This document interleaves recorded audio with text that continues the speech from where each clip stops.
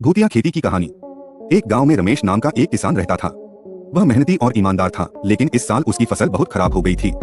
उसकी जमीन बंजर हो गई थी और फसल नहीं हो रही थी। वह बहुत चिंतित था कि अब कैसे घर का खर्चा चलेगा। गांव के किनारे पर एक पुरानी और सुनसान जमीन थी, जिसे लोग भूतिया जमीन कहते थे। वहाँ कोई खेती नहीं करता था, क्योंकि लोगों का मानना था कि वहाँ भूत रहते हैं। रमेश ने सोचा कि उसे इस जमीन पर खेती करने का प्रयास करना चाहिए। गांव के लोगों ने रमेश को बहुत समझाया कि वह उस जमीन पर न जाए, लेकिन रमेश ने हिम्मत नहीं हारी। वह उस जमीन पर गया और वहाँ खेती करने लगा।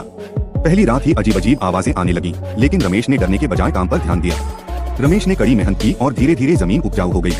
एक रात जब रमेश खेत में काम कर रहा था, तो उसे एक बूढ़े आदमी की आवाज सुनाई दी। बूढ़ा आदमी रमेश के पास आया और बोला, बेटा, तुमने इस जमीन को फिर से जीवित कर दिया। मैं यहाँ का रखवाला हूँ। लोग मुझे भूत समझते हैं, लेकिन मैं सिर्फ इस जमीन की रक्षा करता हूँ। तुमने मेहनत और ईमानदारी से काम करने से ही सफलता मिलती है। नैतिक शिक्षा। मेहनत और ईमानदारी से किया गया काम हमेशा फलदायी होता है।